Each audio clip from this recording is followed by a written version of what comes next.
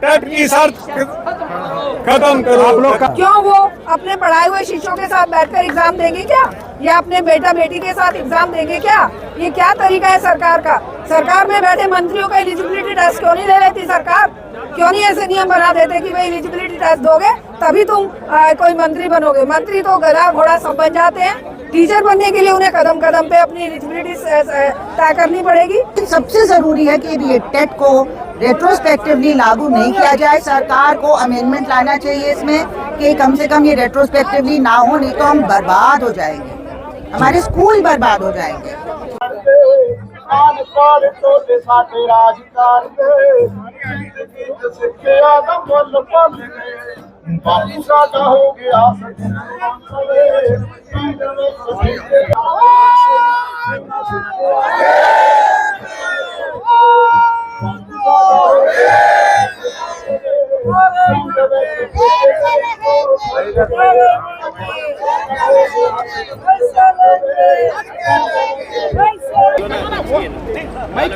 नमस्कार, मैं चंदन कुमार और आप देख रहे हैं अपना पसंदीदा चैनल अंगवानी। देखिए, मैं हूं जंतर मंतर पर, जंतर मंतर, और आज 5 तारीख है जहां पर देश भर के शिक्षकों ने सुप्रीम कोर्ट का जो आदेश आया था टेट एग्जाम को लेकर, उसको लेकर आज फिर वहां पर प्रदर्शन था। वहां पर लोग जुटे हुए, तो हम आएंगे, चलते हैं आगे और लोगों से बात करेंगे और लोगों से आपको खुद उनकी जुबानी आपको सुनाएंगे कि आखिर उनमें किस कदर जो है चिंता, घबराहट और बेचैनी व्याप्त है सुप्रीम कोर्ट के फैसले को लेकर। तो आइए हम चलते हैं आगे और उनसे बात करते हैं। हमारे साथ STFI से सीएन भारती सर है, जिनको कि आप अक्सर अंगवानी पर सुने ही है, इन्होंने हमेशा केस पर अपडेट किया है। तो जो मैं कह रहा था कि शिक्षकों में इतनी बेचैनी है कि अभी दिसंबर में हुआ था, फिर आप समझिए फरवरी के पहले हफ्ता में जंतर मंतर पर देश के हर हिस्से से शिक्षक आए हुए। तो हम सीएन भारती सर से ही जानते हैं, सर क्या आज का कितने लोग कहाँ से आए और ये जो है ये किस प्लेटफॉर्म के तहत हो रहा है? सर हमने आपको पहले बताया भी था कि हमने 5 ऑल इंडिया की फेडरेशन है टीचर्स की, उन 5 को मिलाकर all India joint action committee teacher organisation बनाई है, और उसी की तरफ से आज अपनी 8 कॉमन डिमांड्स को लेकर जंतर मंतर पे आवाज उठाने हम आए थे।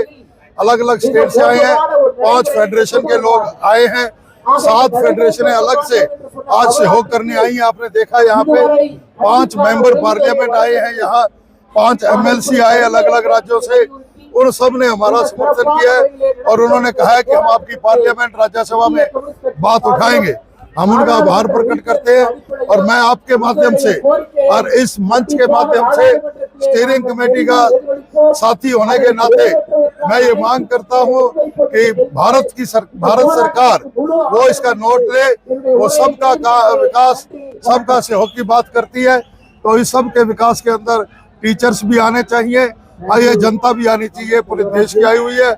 जो ये लोग आए हैं, इनकी मांग है कि जो 10, 15, 20 साल से नौकरी कर रहे हैं उनका टेट ना हो।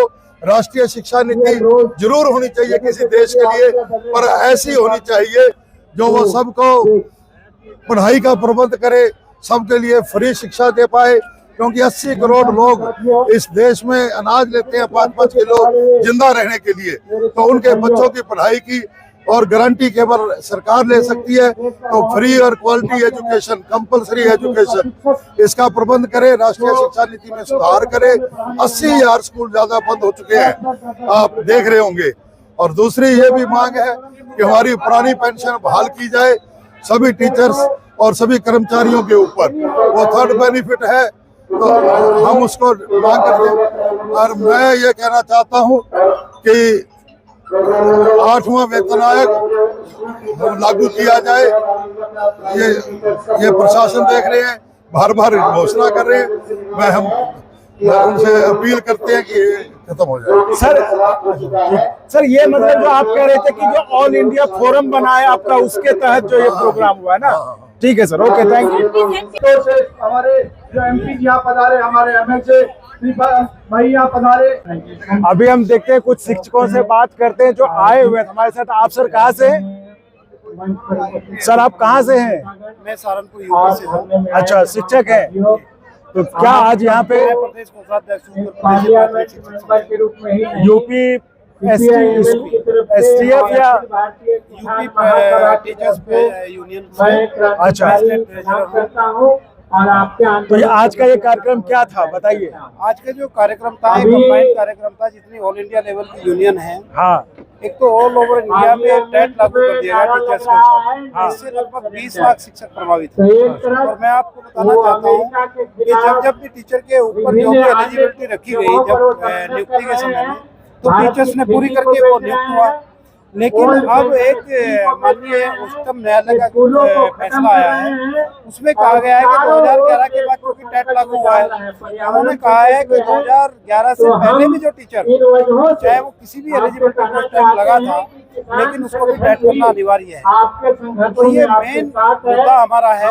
दूसरा हमारा पुराने पेंशन का मुद्दा है। और आज टीचर इन दोनों मुद्दों के ऊपर के सरकार को पहले भी हमने दिसंबर में धरना दिया था यहाँ पर दिल्ली में जंतर मंतर पर। तो सरकार से मेंबर ऑफ पार्लियामेंट ने बहुत सारी डिमांड रखी थी पार्लियामेंट के अंदर कि भाई जो भी एलिजिबिलिटी जब होती है, जैसे टेट वाले अब टीचर लगे हैं, अगर कल को कोई और एलिजिबिलिटी इनके ऊपर थोपी जाए तो वो तो कोई नियम संगत नहीं होगी।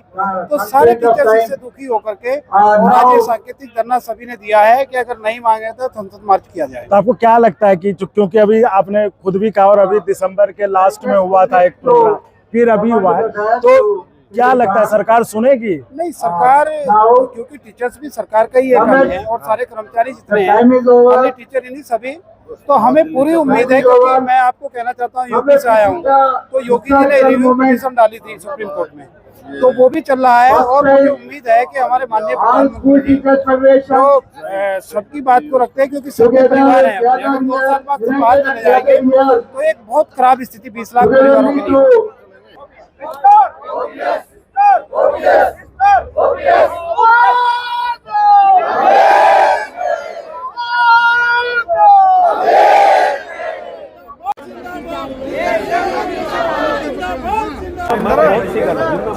देखियो जी सारे सामने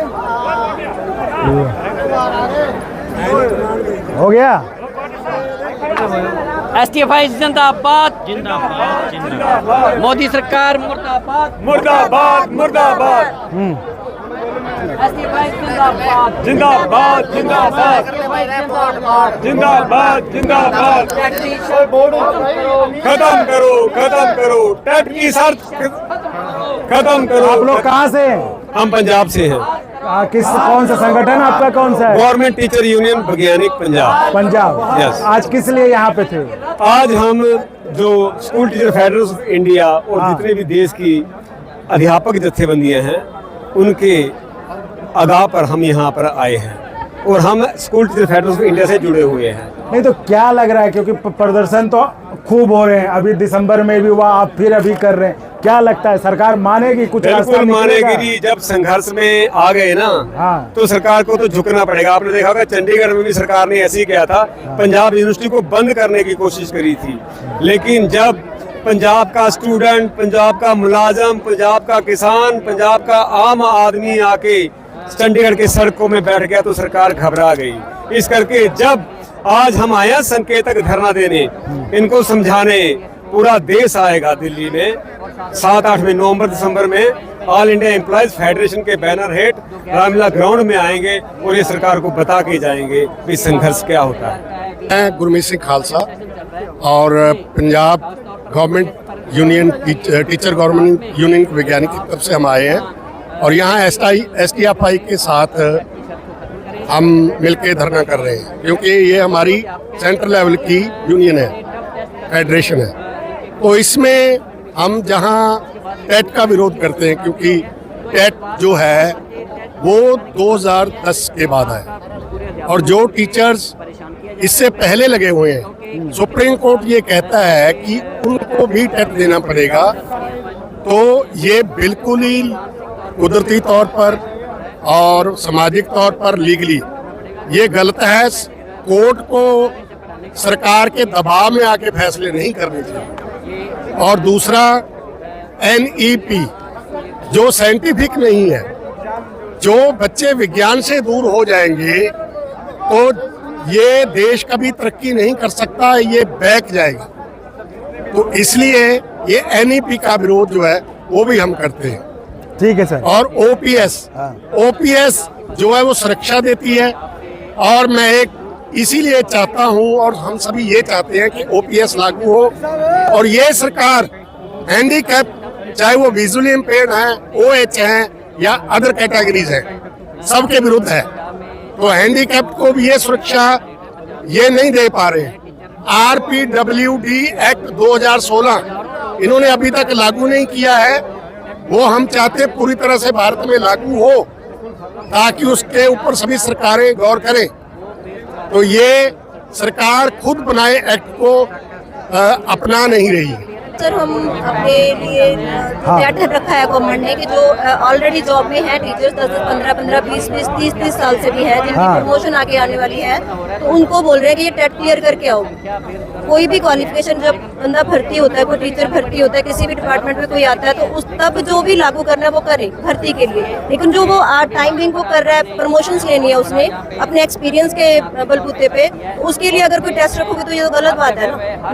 नए जो बच्चे आ रहे हैं, नए टीचर्स आ रहे हैं, उनके लिए जो भी रखो आप, उन्होंने आना है, उनका टाइम है, वो पढ़ सकते हैं। हम घर के काम है, हमारे पास स्कूल के काम है, उसमें से कैसे हम टाइम निकालेंगे। तो आप ये देखिए साफ जो शिक्षक 15-20 साल से जिस स्कूलों में पढ़ा रहे हैं, उनको इस बात की चिंता है कि कल शायद वो स्कूल हमारा रहे या ना रहे। तो ऐसे में मतलब आपने यहाँ पे सुना सबको कि लोग किस तरह से चिंतित और यहाँ पर आकर आवाज़ उठा रहे हैं, और इनको उम्मीद है कि सरकार इनकी बात सुन लेगी और नहीं सुनेगी। जैसा कि लोगों ने कहा कि नहीं सुनेगी तो आगे भी अक्टूबर-नवंबर का भी इनका प्लान तय है। तो चलिए आगे देखते हैं, और कुछ लोग हैं उनसे भी हम बात करके आपको बताते हैं। आप कहाँ से मैडम? मैं all India save education committee secretary Delhi chapter. अच्छा, दिल्ली। अच्छा, तो यहाँ पर जो आज आए हैं, यहाँ तो देखिए आप दिल्ली की ही हैं, आपने अभी देखा होगा दिसंबर में भी कार्यक्रम हुआ यहाँ पे, फिर एक कार्यक्रम है, यानी कि शिक्षक परेशान है, इसमें कोई दो राय नहीं है। लेकिन क्या लगता है आपको, इस तरह से मतलब कुछ निकलेगा रिजल्ट? लोग यही सुनना चाह रहे हैं, जो शिक्षक अभी वीडियो देख रहे हैं उनके मन में यही सवाल है कि क्या इससे कुछ रिजल्ट आएगा? देखिए, रिजल्ट तो इसी से आएगा। अच्छा, कोई और तरीका है नहीं। कानून इनका, संसद इनकी, सभी तरह की संस्थाओं पर इनका कब्जा। हम कहाँ से उम्मीद करेंगे? हम केवल अपनी ताकत पर उम्मीद कर सकते हैं। हम जनता की ताकत पर उम्मीद कर सकते हैं, जनता के जज्बे पर। शिक्षक, टीचर्स, अभिभावक सभी मिलकर, छात्र सभी मिलकर, शिक्षा प्रेमी लोग और पूरा समाज मिलकर शिक्षा को बचा सकता है। All India save education committee 1989 से लड़ रही है इस बात को लेके।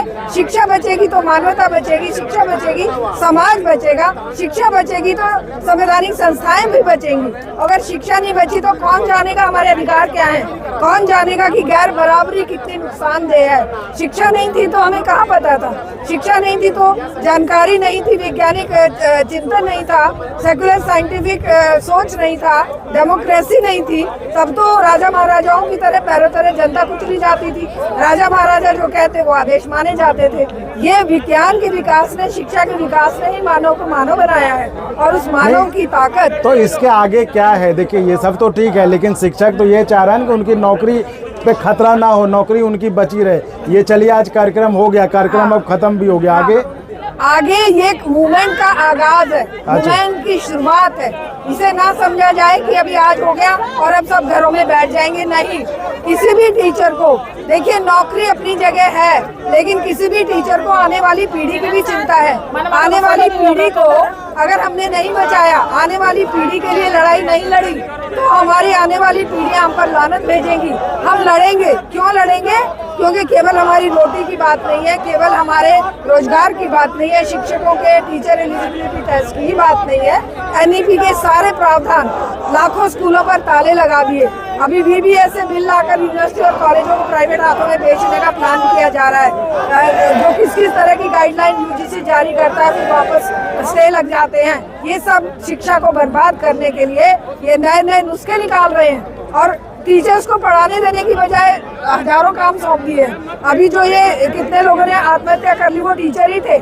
जो ये अभी SIR में SIR में टीचर ही तो मर रहे हैं। तो खैर मैडम, ये तो बहुत एक शिक्षकों पे जो है वो तो एक बहुत विस्तृत मुद्दा है, बिल्कुल, तो इस पर हम लोग फिर से जुड़ेंगे। अभी आपसे हमने सिर्फ इसी पे बात करना चाहा था कि जो शिक्षक को चिंता है कि हम 20 साल से जिस स्कूल में जा रहे थे वो शायद कल हम ना जाएं, तो उसके लिए क्या होगा ये हम ये लड़ाई हमें लगातार जारी रखनी पड़ेगी अपने शिक्षक भाइयों के लिए, क्योंकि शिक्षकों पर ही ज्यादातर वार किए जाते हैं। क्यों वो अपने पढ़ाए हुए शिक्षकों के साथ बैठकर एग्जाम देंगे क्या, या अपने बेटा बेटी के साथ एग्जाम देंगे क्या? ये क्या तरीका है सरकार का?